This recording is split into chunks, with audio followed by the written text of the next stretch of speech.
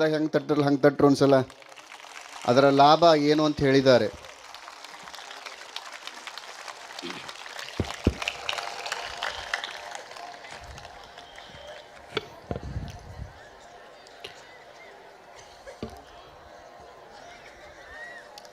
ನಾವು ಸಣ್ಣವರಿದ್ದಾಗಿಂದನೂ ಸಹಿತ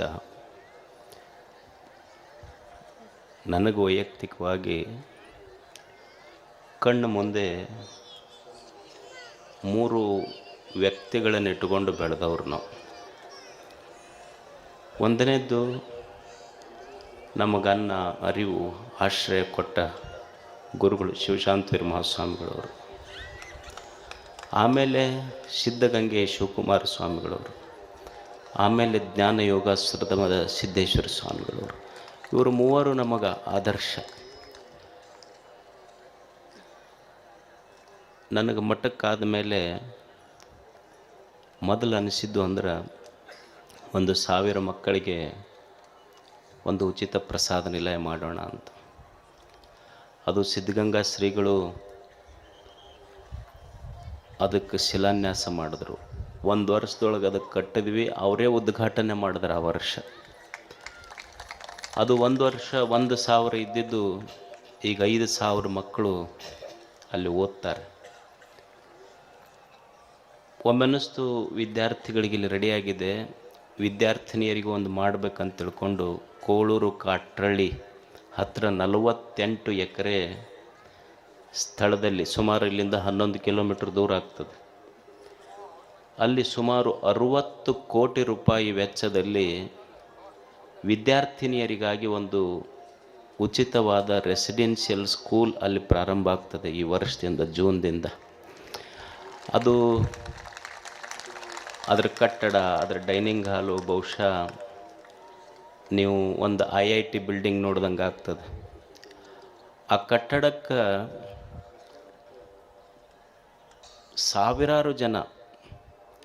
ಸಾವಿರಾರು ಜನ ಕಾಣದ ಕೈಗಳು ತಮ್ಮ ಹೆಸರೇ ಹೇಳಿಲ್ಲ ಅಂಥವರೆಲ್ಲ ಉದಾರವಾದ ದಾನದಿಂದ, ಅವರ ನೆರವಿನಿಂದ ಅದು ನಿರ್ಮಾಣ ಆಗಿದೆ. ಅದರದ್ದು ಒಂದು ವಿಡಿಯೋ ರೆಡಿಯಾಗಿದೆ, ಒಂದು ಸುಮ್ಮನೆ ತಮಗೆಲ್ಲ ತೋರಿಸ್ಬೇಕು. ಅದನ್ನು ನೋಡಿದ ಮೇಲೆ ಮತ್ತೆರಡು ಮಾತು ಹೇಳ್ತೀನಿ. ಅದಕ್ಕೇನು ಕ್ರೈಟೀರಿಯಾ, ಯಾವಾಗ ಶುರು ಮಾಡ್ತೀವಿ, ಹೆಂಗೆ, ಏನೇನು ಅನ್ನೋದು 1-2 ಮಾತು. ಅಂದ್ರೆ ಜೂನಿಗೆ ಮಕ್ಕಳಿಗೆ ಅಲ್ಲಿ ತೊಗೊಳ್ತಾರೆ. ರೆಡಿ ಇದೆ, ಮತ್ತು ತೋರಿಸು 1-2 ನಿಮಿಷ.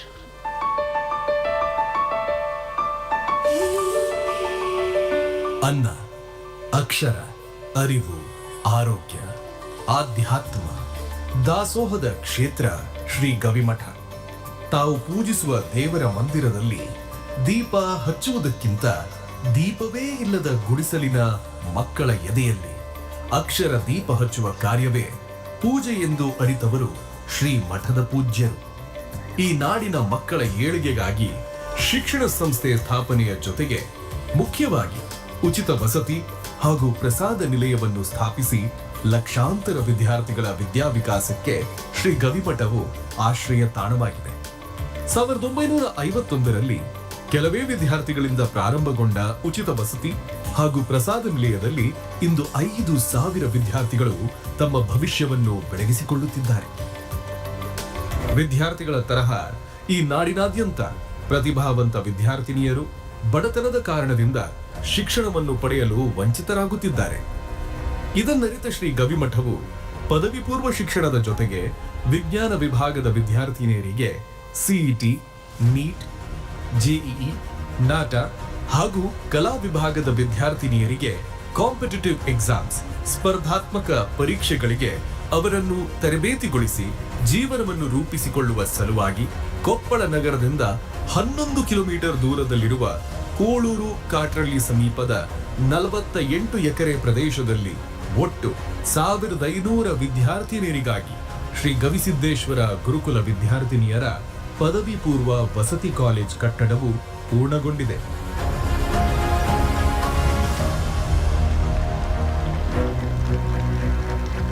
ಕಾಲೇಜಿನಲ್ಲಿ ಸುಸಜ್ಜಿತವಾದ 15 ವರ್ಗ ಕೋಣೆಗಳು, ಭೌತಶಾಸ್ತ್ರ, ರಸಾಯನಶಾಸ್ತ್ರ, ಜೀವಶಾಸ್ತ್ರದ ಪ್ರಯೋಗಾಲಯಗಳು ಹಾಗೂ computer lab, green library, digital ಲೈಬ್ರರಿಗಳನ್ನು ಹೊಂದಿದೆ. ವಸತಿ ನಿಲಯದಲ್ಲಿ ಪ್ರಸ್ತುತ 600 ರಿಂದ 700 ವಿದ್ಯಾರ್ಥಿನಿಯರಿಗೆ ವಸತಿಯನ್ನು ಕಲ್ಪಿಸಬಹುದಾಗಿದೆ. ಮುಂದಿನ ದಿನಮಾನಗಳಲ್ಲಿ 1500 ವಿದ್ಯಾರ್ಥಿನಿಯರಿಗೆ ವಸತಿ ನಿಲಯವನ್ನು ವಿಸ್ತರಿಸಲಾಗುವುದು. ಈಗಿರುವ ವಸತಿ ನಿಲಯವು 3 ಅಂತಸ್ತಿನ ಕಟ್ಟಡವಾಗಿದ್ದು, ಪ್ರತಿಯೊಂದು ಅಂತಸ್ತಿನಲ್ಲಿಯೂ ಪ್ರತ್ಯೇಕವಾಗಿ ಮೇಲ್ವಿಚಾರಕರ ಕೊಠಡಿಗಳಿವೆ. ಸುಸಜ್ಜಿತವಾದ ವಿದ್ಯಾರ್ಥಿನಿಯರ ಕೋಣೆಗಳು, ಶುದ್ಧ ಕುಡಿಯುವ ನೀರು, ಸ್ನಾನಗೃಹಗಳು ಹಾಗೂ ಶೌಚಾಲಯಗಳನ್ನು ನಿರ್ಮಿಸಲಾಗಿದೆ. ದಾಸೋಹ ಭವನವು ಆಧುನಿಕ ಸೌಲಭ್ಯಗಳನ್ನುಳ್ಳ ಅಡುಗೆ ಮನೆಯನ್ನು ಹೊಂದಿದೆ ಹಾಗೂ ಏಕಕಾಲಕ್ಕೆ 1500 ವಿದ್ಯಾರ್ಥಿನಿಯರು ಭೋಜನ ಮಾಡಬಹುದು. 5000 ವಿದ್ಯಾರ್ಥಿನಿಯರು ಕೂಡುವಂತಹ ಸಭಾಂಗಣವನ್ನು ಹೊಂದಿದೆ. ಇದಲ್ಲದೆ 6 ಎಕರೆ ಅಥ್ಲೆಟಿಕ್ ಪ್ಲೇಗ್ರೌಂಡ್ ಇದೆ. ವಿಶೇಷವಾಗಿ ಮಿಯಾವಾಕಿ ಮಾದರಿಯಲ್ಲಿ 22,000 ಗಿಡಗಳನ್ನು ನೆಡಲಾಗಿದೆ. ಸುರಕ್ಷತೆಯ ದೃಷ್ಟಿಕೋನದಿಂದ ಫೈರ್ ಸೇಫ್ಟಿಯನ್ನು ಅಳವಡಿಸಲಾಗಿದೆ. ನೈರ್ಮಲ್ಯದ ಸಲುವಾಗಿ ಎಸ್ಟಿಪಿಯನ್ನು ಮಾಡಿಸಲಾಗಿದೆ. ಮನಸ್ಸನ್ನು ಶಾಂತಗೊಳಿಸುವ 2 ಎಕರೆಯ ವಿಸ್ತೀರ್ಣದ ಸುಂದರವಾದ ಕೆರೆ ಇದೆ. ಒಟ್ಟು 1,53,400 ಚದರ ಅಡಿಯಲ್ಲಿ ಗುರುಕುಲದ ಬೃಹತ್ ಕಟ್ಟಡಗಳು 60 ಕೋಟಿ ರೂಪಾಯಿ ವೆಚ್ಚದಲ್ಲಿ ನಿರ್ಮಾಣಗೊಂಡಿವೆ. ಇಂತಹ ಮಹತ್ ಕಾರ್ಯವನ್ನು ನೆರವೇರಿಸಲು ಅನೇಕ ಜನ ತಮ್ಮ ಹಣೆಯ ಬೆವರ ಹನಿಯಿಂದ ಬಂದ ಹಣವನ್ನು, ಸಾವಿರಾರು ಹೆಣ್ಣು ಮಕ್ಕಳ ಹಣೆಯ ಬರಹವನ್ನು ಬದಲಿಸಲು ಅವರ ಶ್ರಮದ ಸಂಪತ್ತನ್ನು ಉದಾರ ಹೃದಯವುಳ್ಳಂತಹ ಮಹಾದಾನಿಗಳು ಹಾಗೂ ಸಮಸ್ತ ಸದ್ಭಕ್ತ ವೃಂದದವರೆಲ್ಲ ಮುಕ್ತ ಮನಸ್ಸಿನಿಂದ ದಾನಗೈದ ಪ್ರತಿಫಲವೇ ಶ್ರೀ ಗವಿಸಿದ್ದೇಶ್ವರ ಗುರುಕುಲ ವಿದ್ಯಾರ್ಥಿನಿಯರ ಪದವಿ ಪೂರ್ವ ವಸತಿ ಕಾಲೇಜ್ ಆಗಿದೆ. ಇದನ್ನು 2026-27ನೇ ಶೈಕ್ಷಣಿಕ ವರ್ಷದಿಂದ ಪ್ರಾರಂಭಿಸಲಾಗುತ್ತಿದೆ ಎಂಬುದು ಈ ನಾಡಿನ ಹೆಮ್ಮೆಯ ವಿಷಯವಾಗಿದೆ. ವಿದ್ಯಾರ್ಥಿನಿಯರು ಈ ಅವಕಾಶವನ್ನು ಸದುಪಯೋಗಪಡಿಸಿಕೊಂಡು ಉತ್ತಮವಾದ ಭವಿಷ್ಯವನ್ನು ರೂಪಿಸಿಕೊಳ್ಳಬೇಕೆಂಬುದು ಶ್ರೀ ಗವಿಮಠದ ಸದಾಶಯವಾಗಿದೆ.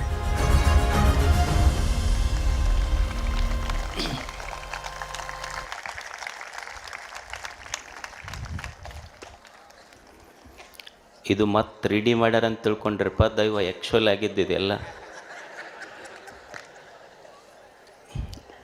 ನನಗನ್ನಿಸ್ತಿತ್ತು ಏನಂದ್ರೆ, ಹಳ್ಳಿಯ ಮಕ್ಕಳು, ವಿಶೇಷವಾಗಿ ಹೆಣ್ಮಕ್ಕಳು ಈ SSLC ಆಗ್ತವೆ. ರೀಸೌಂಡ್ ತೆಗಿಯಪ್ಪ.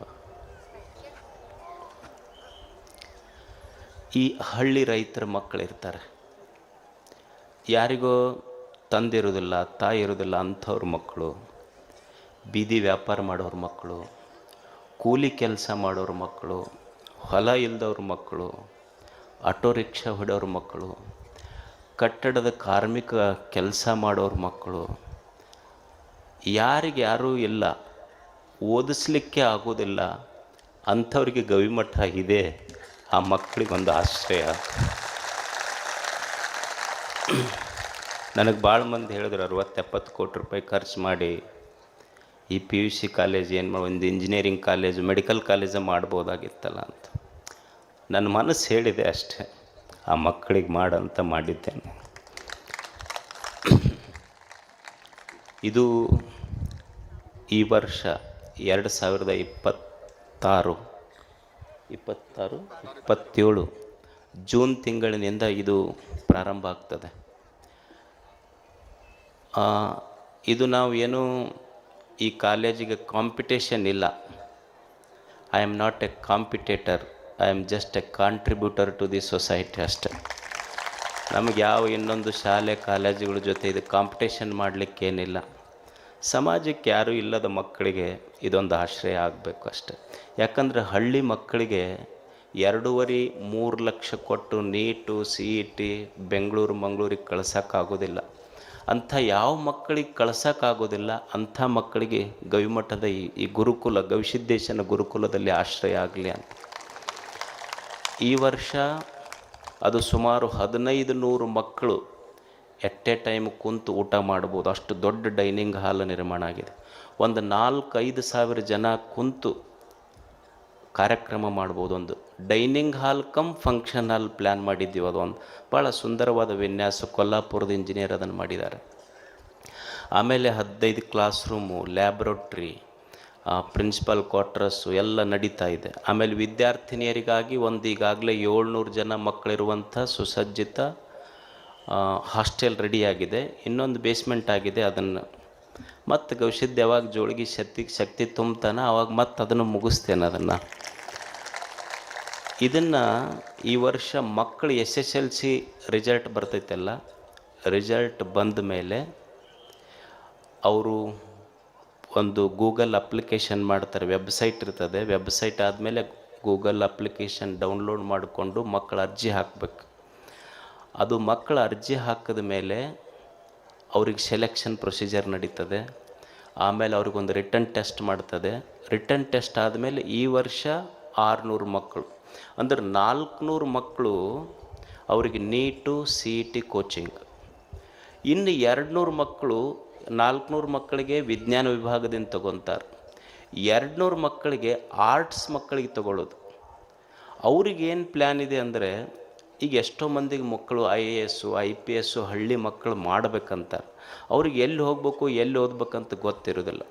ಅದಕ್ಕೆ ಅವ್ರಿಗೆ 2 ವರ್ಷದಲ್ಲಿ PUC first year second year ಆರ್ಟ್ಸ್ನೊಳಗನೆ ಒಂದು ಕಾಂಪಿಟೇಟಿವ್ ಎಕ್ಸಾಮ್ ಓದಲಿಕ್ಕೆ ಏನೆಲ್ಲ ಸೌಲಭ್ಯ ಸೌಕರ್ಯ ಅವ್ರ ಮನಸ್ಥಿತಿ ಮತ್ತು ಸಿಲೆಬಸ್ ಮುಗಿಸ್ಬೇಕೋ ಅದನ್ನು ಫಸ್ಟ್ ಇಯರ್ ಸೆಕೆಂಡ್ನಲ್ಲೇ ಮುಗಿಸುವಂಥ ಒಂದು ಪ್ಲ್ಯಾನ್ ಅದರೊಳಗೆ ರೆಡಿಯಾಗಿದೆ. ಅದನ್ನು ಮಾಡಬೇಕಂತ ಈಗ ಪ್ಲ್ಯಾನ್ ಮಾಡಿದ್ದೀವಿ.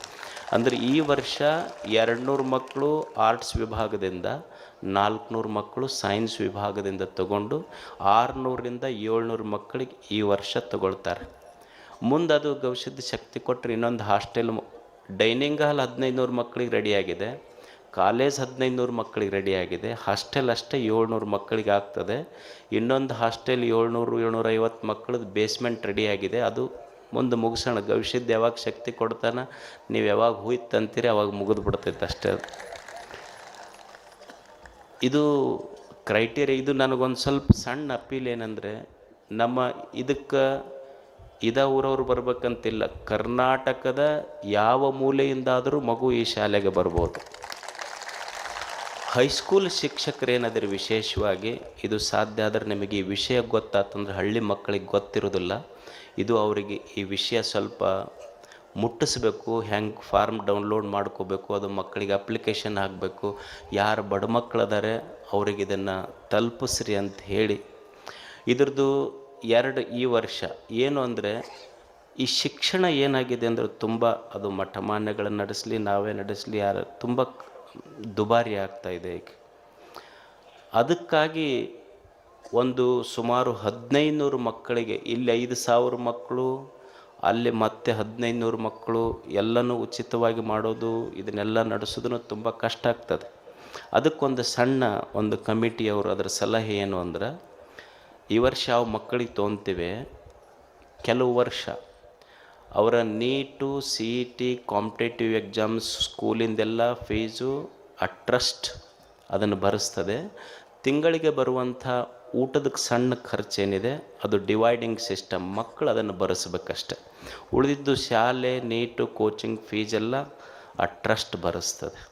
ಸೊ ಈ ಕಾಲೇಜಿನ ಗುರುಕುಲದ ಇದು ಸುಮಾರು 60 ಕೋಟಿ ರೂಪಾಯಿ ವೆಚ್ಚದಲ್ಲಿ ಈಗ ನಿರ್ಮಾಣ ಆಗಿದೆ, ಎಲ್ಲ ರೆಡಿಯಾಗಿದೆ.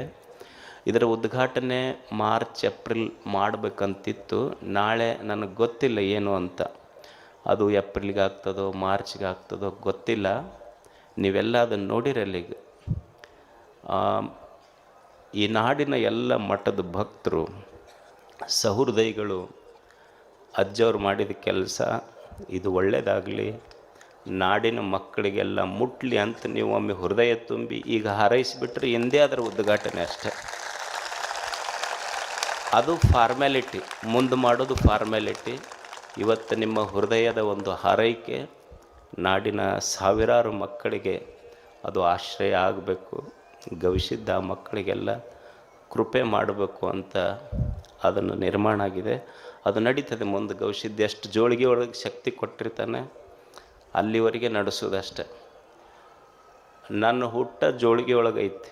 ಸಣ್ಣವಿದ್ದಾಗ ಎಲ್ಲೋ ಒಂದು ಅವರಾದಂಥ ಊರಿತ್ತು. 5ನೇ ಕ್ಲಾಸ್ನಿಂದ ಹಿಟ್ಟಿಗೆ ಹೋಗ್ತಿದ್ದೆ ಆ ಊರಿಗೆ. ಒಂದು 4 ವರ್ಷ ಹಿಟ್ಟಿಗೆ ಹೋಗಿದ್ದೆ ನಾನು. ಒಂದು ಸೇರು ಹಿಟ್ಟು ತರ್ತಿದ್ದೆ. ನಮ್ಮ ಊರ ಹತ್ತಿರ ಈ ಮೀನಾ ಮಾರೋರು ಬರ್ತಿದ್ರು, ಅವ್ರಿಗೆ ಮಾರ್ತಿದ್ವಿ. 1 ರೂಪಾಯಿ ಬರ್ತಿತ್ತು ಒಂದು ಹಿಟ್ಟು. ಒಂದು ಸೇರು ಹಿಟ್ಟು ಮಾರಿದ್ರು. ಜೋಳಿಗೆಯ ಹಿಡಿದುಕೊಂಡೇ ಹುಟ್ಟಿದೆ, ಇಂದಿಗೂ ಜೋಳಿಗೆ ತಪ್ಪಿಲ್ಲ. ಜೋಳಿಗೆಯದೇನೂ ತಪ್ಪಿಲ್ಲ. ಅರಿವೆಯ ಜೋಳಿಗೆ ಹೋಗಿ ಅರುವಿನ ಜೋಳಿಗೆ ಬಂದಿದೆ. ತುಂಬುವ ಜೋಳಿಗೆ ಹೋಗಿ ತುಂಬದ ಜೋಳಿಗೆ ಬಂದಿದೆ. ಅವಾಗ ಒಂದಿಷ್ಟು ಹಿಟ್ಟು ಹಾಕಿದ್ರು ತುಂಬುತ್ತಿತ್ತು, ಈಗ ನೀವೇನು ಹಾಕಿದ್ರೂ ತುಂಬುವುದಿಲ್ಲ ಅದು. ಅರಿವೆಯ ಜೋಳಿಗೆ ಹೋಗಿ ಅರಿವಿನ ಜೋಳಿಗೆ ಬಂದಿದೆ, ತುಂಬುವ ಜೋಳಿಗೆ ಹೋಗಿ ತುಂಬದ ಜೋಳಿಗೆ ಬಂದಿದೆ.